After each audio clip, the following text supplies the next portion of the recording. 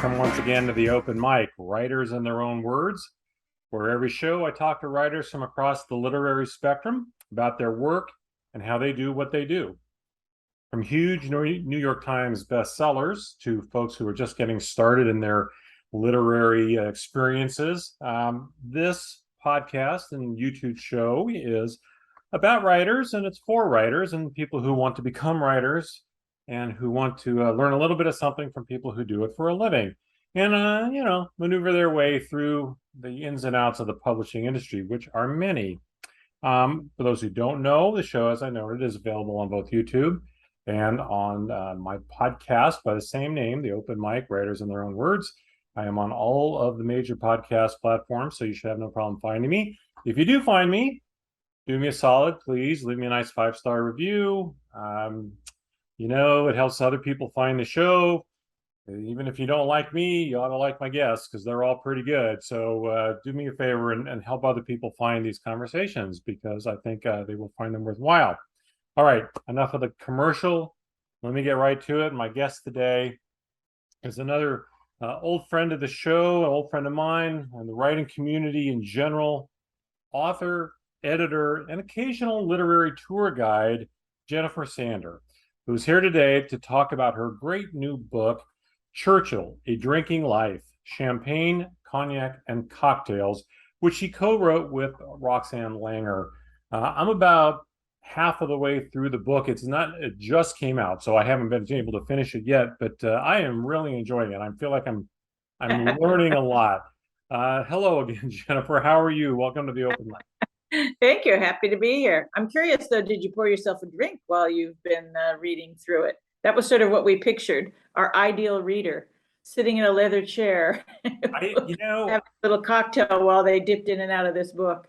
I haven't yet, and the reasoning is I started it late at night and I was finishing it or reading more of it early this morning, and unlike Churchill, I'm not capable of doing drinks before breakfast. So yes, let's get into this because first thing I wanted to ask you is what motivated you to write a book about Churchill's drinking habits, and particularly Churchill and not someone else.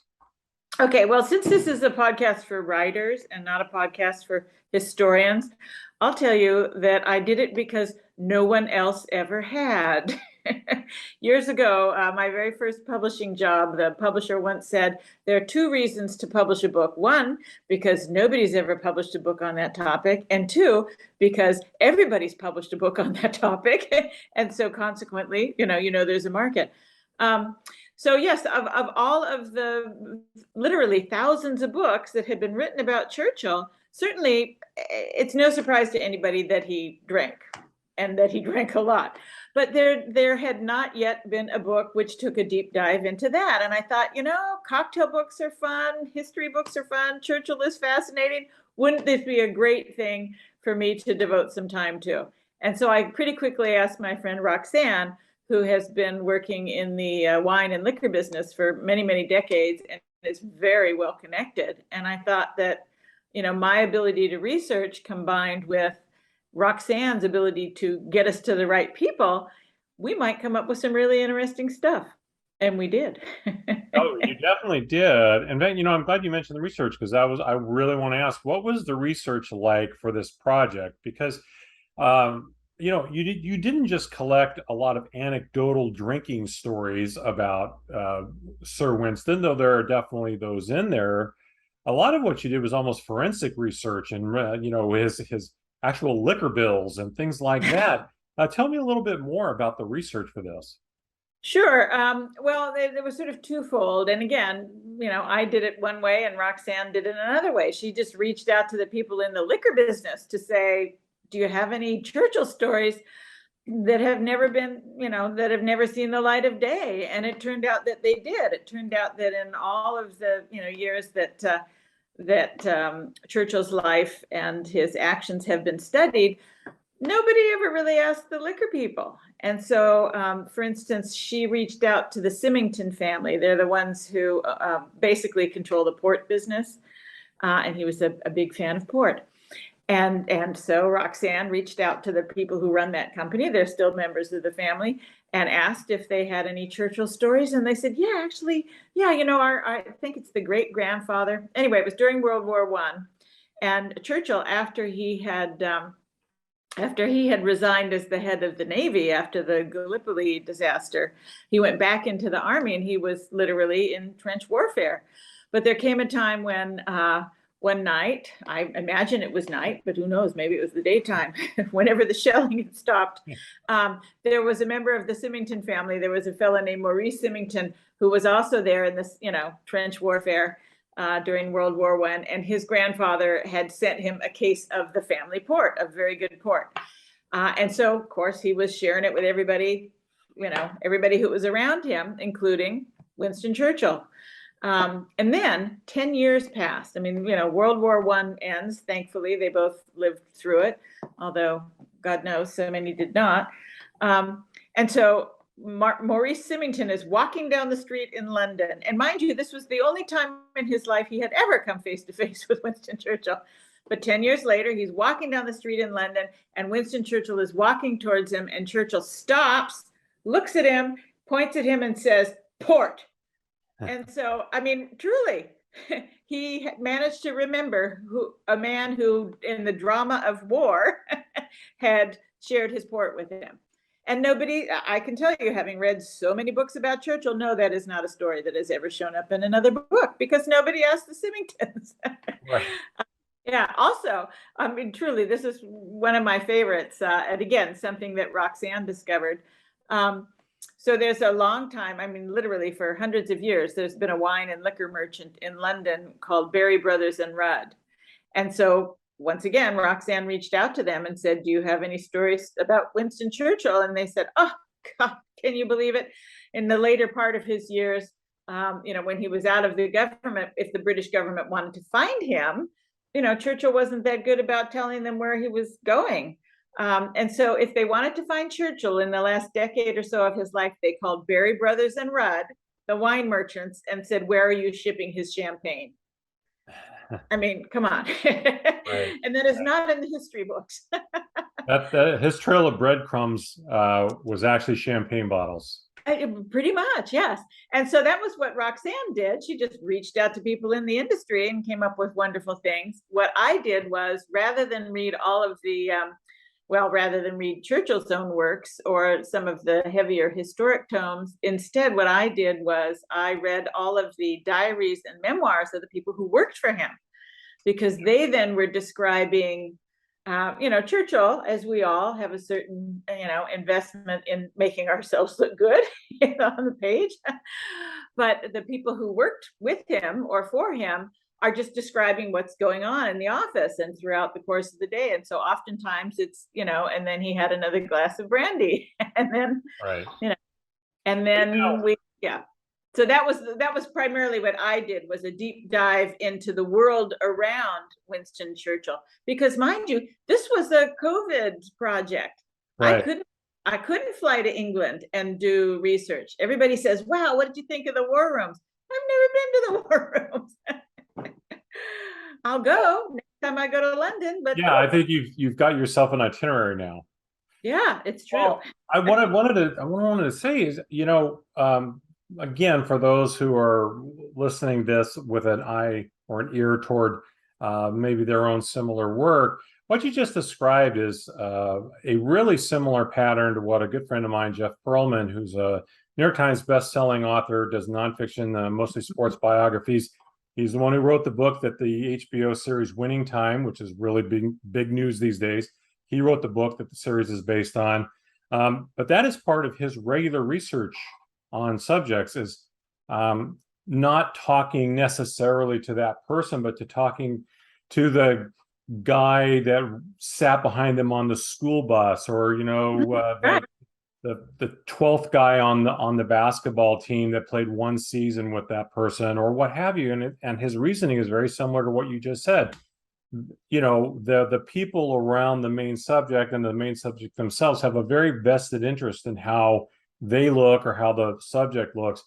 These other people really don't. They're just going to tell you their honest assessment of their memories, and it really does lend a fabulous bit of flavor and often counter to the accepted narrative going into things. So it's a really interesting way to go about research.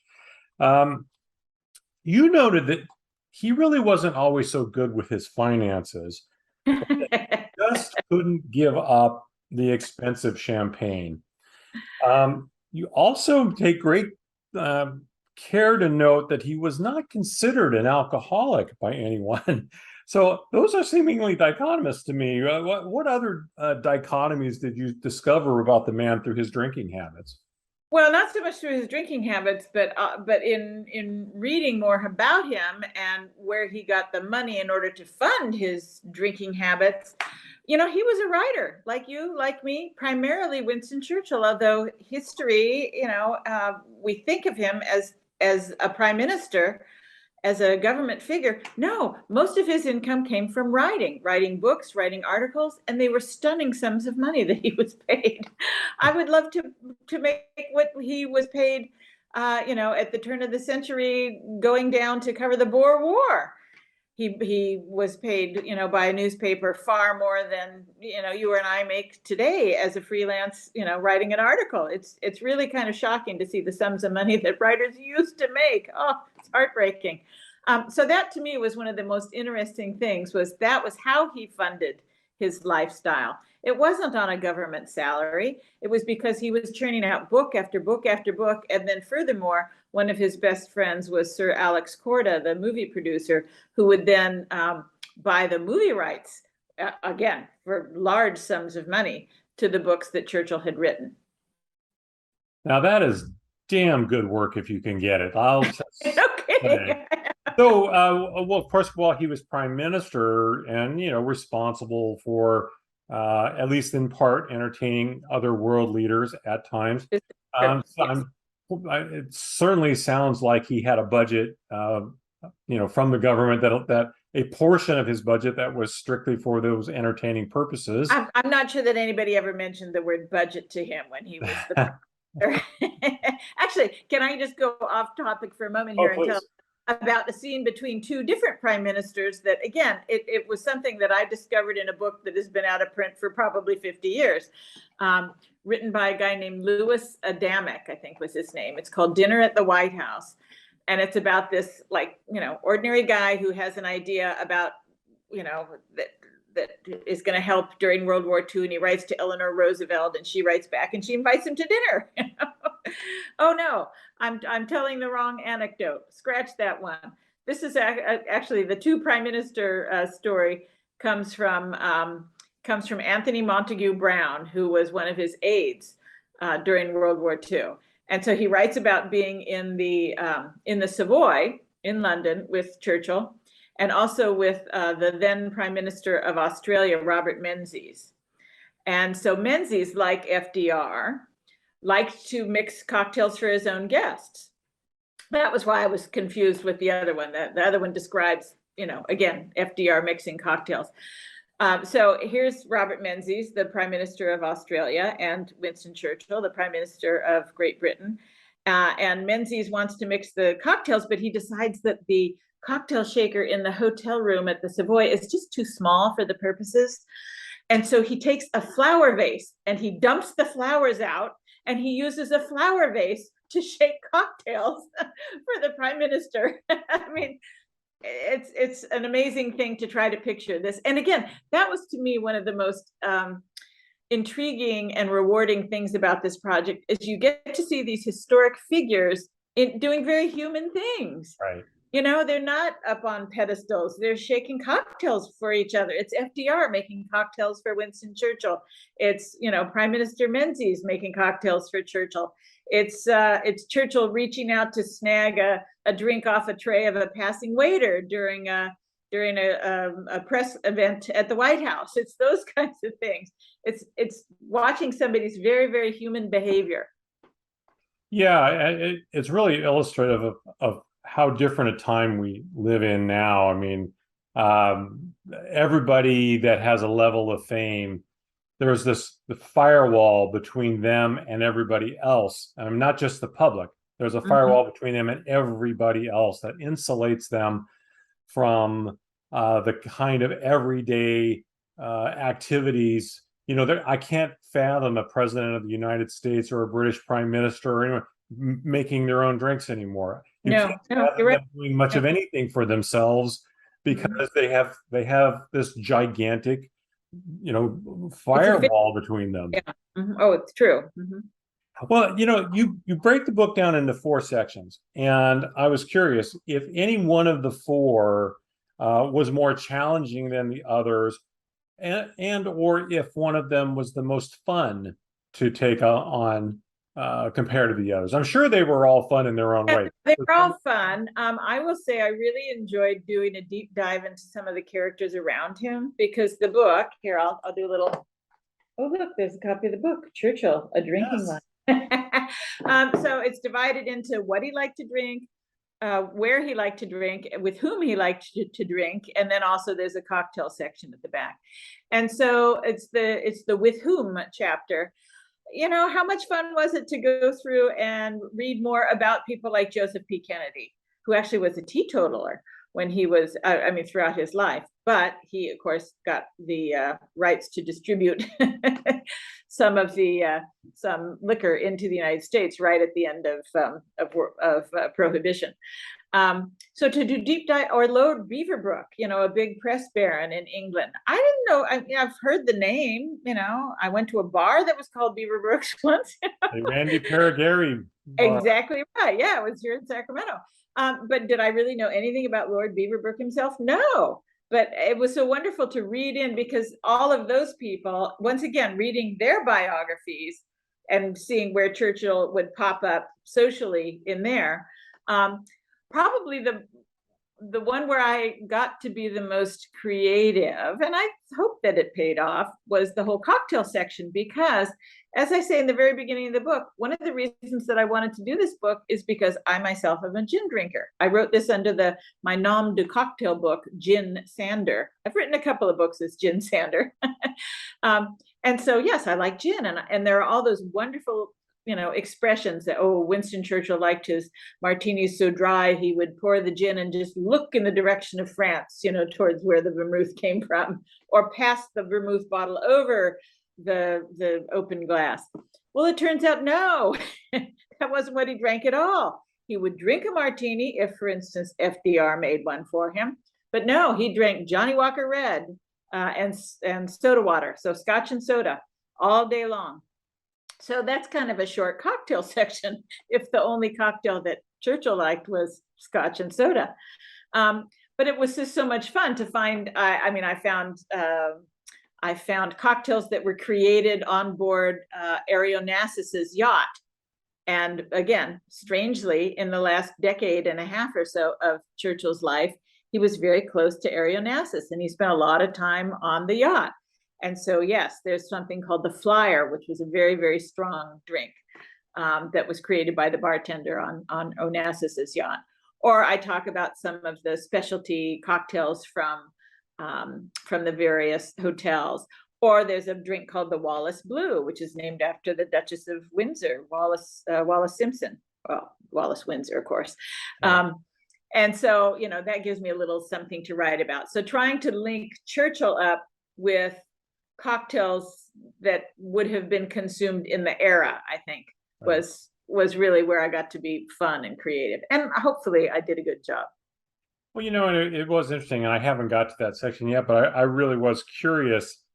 Do you have an idea of how many signature cocktails he might have inspired? Is there an idea somewhere of how many drinks have Churchill in them, or somehow came out of his presence? Yeah, I'm not sure how many drinks, but certainly there is a pretty good sized number of bars that are named after him. and that's one of the reasons that we thought it'd be a lot of fun to promote this book by just going on a bar tour. There's this great steak joint up in Spokane called Churchill Steakhouse, and they are perhaps going to do a special dinner around it. Or there's a very fancy bar just over in San Francisco that's, a Churchill themed bar. There are a few here in Sacramento, Camden Spit and Larder. Almost and for instance, in London, there's the Churchill Arms, which is a big fancy pub. but also the I'm blanking out right now on which one of the big hotel chains had. Anyway, it's all named after Churchill, and so that, I think, he has spawned more physical places to drink than he has inspired actual cocktails.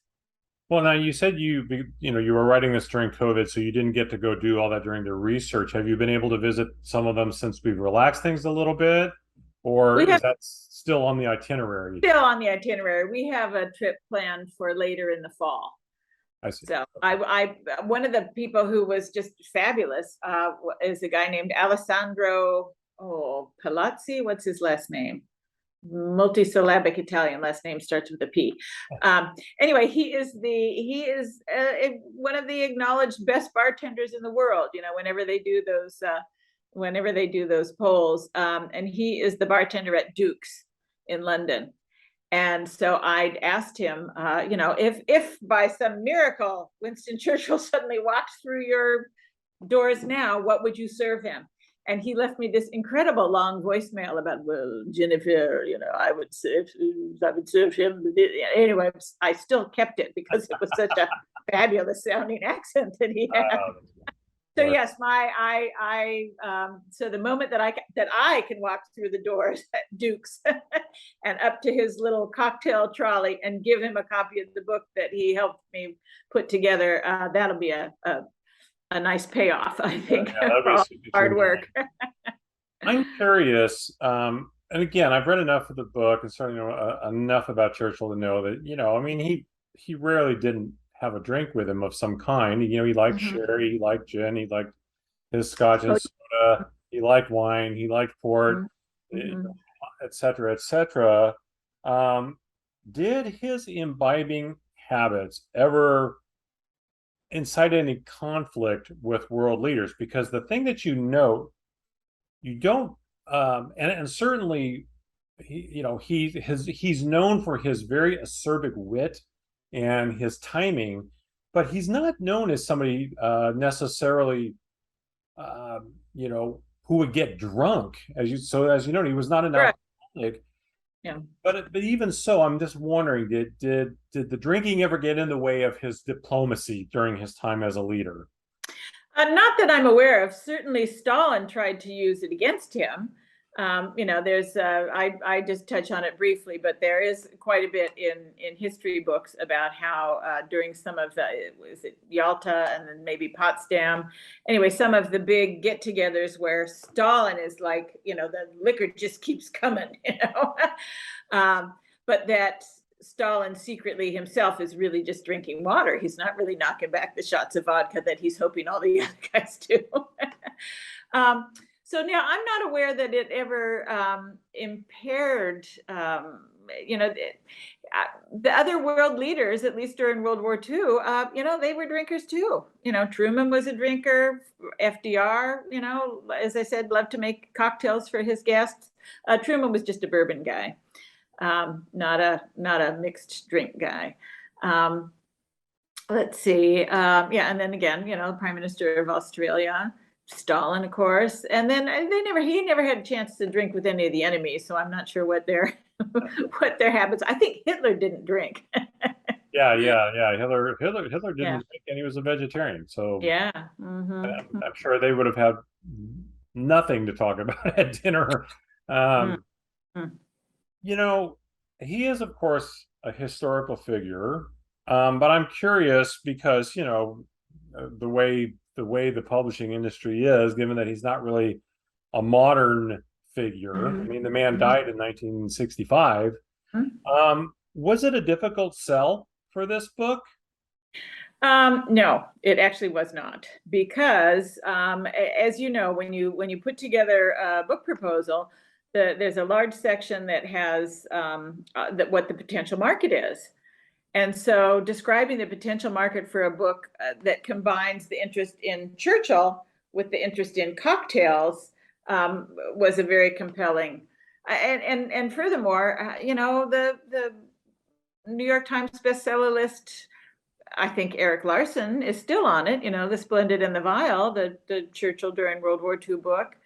So it's just it was not hard to to convince a publisher to do this. And truthfully, it was a publisher that I had done a lot of books for, but they were always books that they would call me and ask to do. They needed a little fill in the blank memoir, how to do your own memoir book. They needed, there was a whole series of books. Every day should be Valentine's Day. Every day should be Father's Day. Little nice little gift books that you could give to somebody. And so this was the first time that I pitched them, that I put together a proposal and pitched them with one of my ideas rather than letting them call me and ask me to do something. And yeah, they were immediately interested. Mm-hmm. It is interesting to me that he does still have a really solid hold on the modern imagination. Again, like I say, he's been gone a long time. Most of his notable accomplishments are from the beginning part of the 20th century to the middle part of the century when he became prime minister again. But he seems to be such, a powerful figure. It's hard sometimes to reconcile the fact that he was a very small person. He was about 5'6", and of course, if you watch The Crown, they have John Lithgow playing him, who's John Lithgow, I know. Which is hilarious because he's literally almost a foot taller than the man was himself. I remember when the first time I saw a statue, it was a life-size statue of Churchill, and I thought it took me back a little bit. Because you just think of him as this. He looms large in our imagination. Yes, I mean, in the psyche, he's this titanic, British warrior, and yet he's a very small man. It's interesting that for a man his size, he seemed to hold his liquor quite well. There are only, at least in my reading, and I believe that this is, the philosophy that other people believe also, that there are really only about 2 instances in which he was ever described to be drunk. One was when he was a young soldier, so he would have been in his early 20s, and apparently he had enough to drink at some sort of an officer's party that he fell off his horse on the way home. And then also there's really kind of a charming description of both Winston, a fairly young, this was turn of the century, like I think it was 1912. So it was just before the outbreak of World War I. And it's Winston Churchill and David Lloyd George. Neither of them at that moment are prime minister, but these are 2 men who will, throughout the course of their careers, be the prime minister. And they are coming back from some late night entertainment, and they've had enough to drink that they have their arms around each other, and as they are walking down the street, sort of supporting each other. And then, of course, there's the very famous exchange with a woman where she says, Winston, you're drunk. And he says, Madam, you're ugly, but in the morning I will be sober and you will still be ugly. I'm paraphrasing. Yes. So yeah, other than her saying that he's drunk, there really isn't, there were only those 2 episodes. Yeah, you're a veteran of many, many books. I think, please correct me if I'm wrong, I think you've written about 60 books. A book like this, what is the predominant thing that you're thinking about when you write a book like this? Because as you noted, there's lots of purposes for it. Is it, and as I'm reading it, I'm just, it just flows so smoothly. You're a great writer, but it really flows idea to idea. There's a strong through line there, and again, this is one of those things for the aspiring writers out there. When you take on a project like this, what is at the front of your mind in terms of how you want this book to come out? What's the breezy, historical? Yeah, I will say that I have lately started to describe these kinds of books that I write as frothy. So they're frothy books. The book I'm sort of think of it as, it's a cocktail book with a side of history. But again, in terms of putting it together, I think that at this point in my career, it's been so long since I have written anything that was like a long sustained chapter. It seems like I have always been asked to do small chunks of information. And I can link it back to, gosh, when was it? The first edition of The Complete Idiot's Guide to Getting Published. So that would have been 1997, I think. And when Sherry Bykofsky, the literary agent, and I were putting that book together the very first time, the Complete Idiot's Guide people, just like the Dummies and all of the other people who had a format like that, they would give you a Bible, basically. Here's the style format. Here's what we want. And it was all about breaking information into small chunks and also having lots of sidebars and call outs and subheads.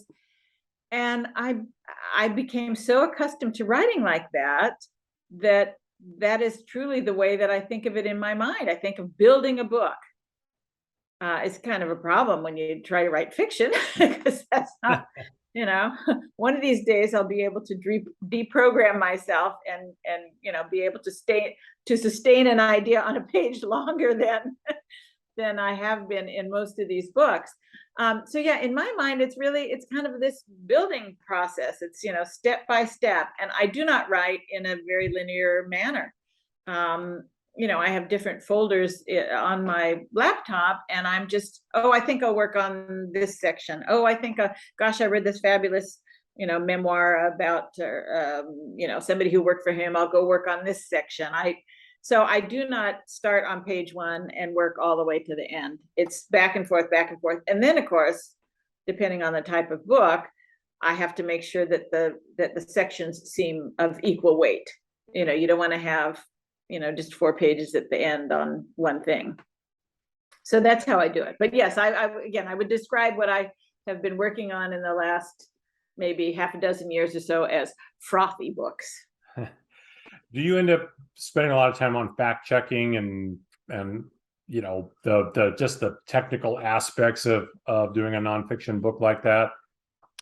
Well, I think we're all fact checking as we go along, because if you, particularly when it's a historical figure like Winston Churchill, you want to make sure that what you're writing has been, like, for instance, if I'm reading the memoirs or the diaries of the people who worked for him, oftentimes there was more than one person in the room, and so you're seeing the same scene described 2 or 3 different ways, but the basic facts are all the same.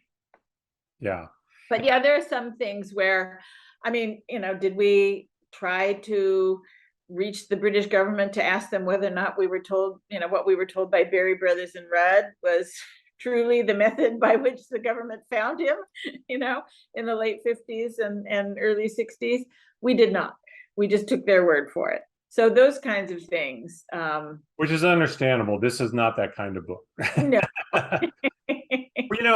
You mentioned a few of them earlier, but I can't let you get away without asking, of all of these great stories that you have collected of Churchill and his drinking habits and enjoyments, was there 1 or 2 that really stuck with you as your favorites for whatever the reason may be, whether it was the situation or maybe some particularly witty thing he said? Was there any one of those that really stuck out for you? Well, one of my favorite ones actually comes from my own family, because interestingly, with Churchill, you can pretty much connect Churchill to any place, anytime, anywhere, any topic.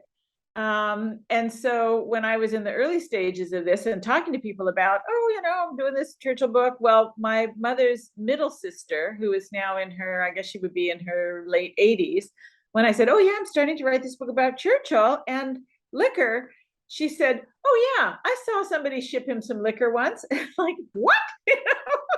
What do you mean? Here I am just sitting in somebody's, in my own aunt's living room while she tells me this story of what she herself witnessed in a wine shop at Jackson's of Piccadilly in London.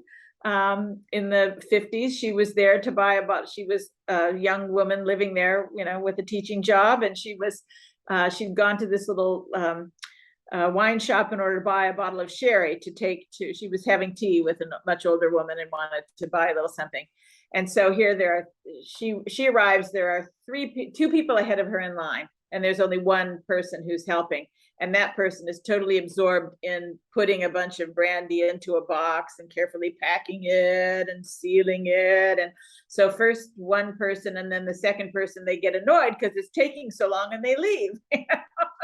So she, moves up to the first position there at the counter, and watches as the gentleman, finishes the last bit of tape and pack and whatever, and slaps on the big label that says Sir Winston Churchill, Chartwell, Kent. So she witnessed a big box of brandy being shipped to Churchill. So to me, that was one of the most wonderful things, is that you just started talking about Churchill. I mean, just yesterday I was in the funny little town Port Costa, next to the Carquinez Strait there in the San Francisco Bay Area. And I was talking to the woman who owns this little gift shop, because she's somebody that I've known for some time. And she asked about the book. I said, oh yeah, it's out. And, it's Churchill. She said, my, I think it was her great uncle had something to do, in the US Army, and spent a lot of time coordinating with Churchill on, and everybody's got a Churchill story, It's like, this book could have been twice as long. I could have gone forever. Right. Just connecting Churchill up with different things. I mean, I will say this is kind of a strange little direction in which to take it at the end, but history is happening always, and everything is connected. And so one of the things that surprised me, because we've all studied history, we had to read this stuff in high school or take college courses. So yes, of course, I know a thing or two about World War I. But when you read about what happened, so the Dardanelles, the Gallipoli, this terrible, terrible massacre of young men from Australia and New Zealand, soldiers from there primarily, as well as some British fellows. And so here's Churchill, who's the Secretary of the Navy, and he's the one that's largely, held to be responsible for that.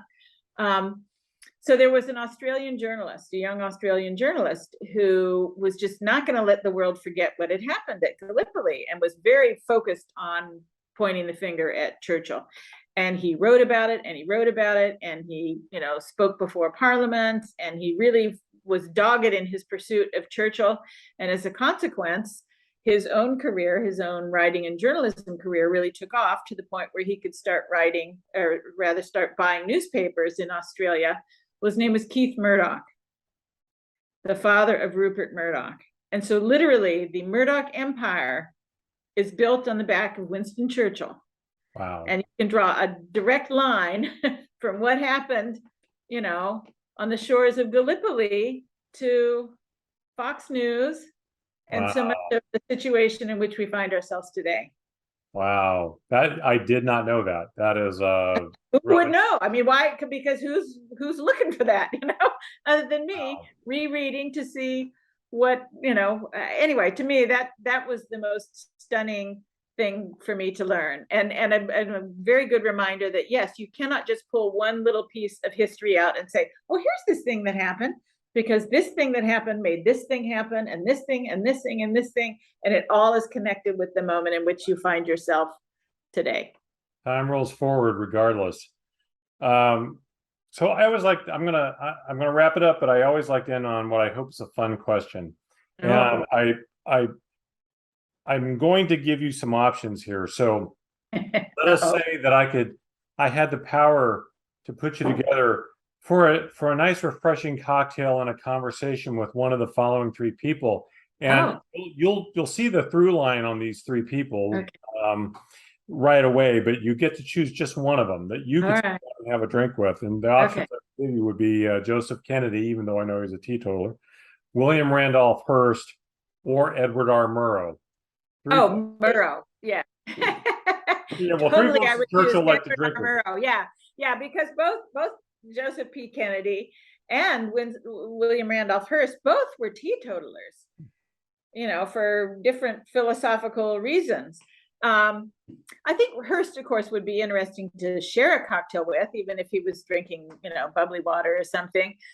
Fascinating character, but I think Edward R. Murrow would be the most interesting. And oddly enough, although again, he looms large in our imaginations as this historic figure who played a dramatic role in World War II and also in the early days of broadcast, I drive past his childhood home all the time. It's not far from where we have a place in Washington. And it's just this unassuming little house. It just sits above a bridge there looking out over Samish Bay and the Puget Sound. And every time I drive by, I think, man, isn't that amazing? This little red house right here next to the bridge, that's where Edward R. Murrow grew up. And Wow. think about where the world took him. So again, I think just like I was sort of, musing on a few minutes ago about how history isn't just one thing, neither are our surroundings. Regardless of where you are, where you were born, what your family is, we are all capable of going on and doing amazing things, just amazing things. Well, on that note, I will say thank you so much. I will encourage everybody. Jennifer, hold the book up for us one Oh, more yes. here. Seriously, folks, I highly recommend this book, Churchill, A Drinking Life, Champagne, Cognac, and Cocktails, for all of the reasons Jennifer was just talking about. But, it is true. It's, in fact, later on this evening, I'm going to pour myself a bourbon because I'm like Truman. I'm a bourbon guy. You go. And I'm going to reward yourself at the end of the day. There you go. Absolutely. And but it is interesting. It's fascinating to learn another aspect of really one of the 20th century's most enduring figures on many, many levels. So I highly recommend it. It's a fun book. It's an interesting read. I think everyone will enjoy it.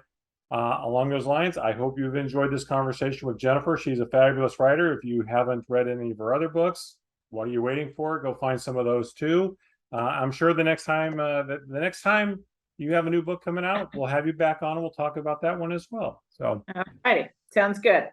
Until then, I am Rich Eisen. This has been the Open Mic. I'll leave you with one last thought. The same thought I always leave you with. Tomorrow is not promised to any of us, so please make today count. See you next time on the Open Mic.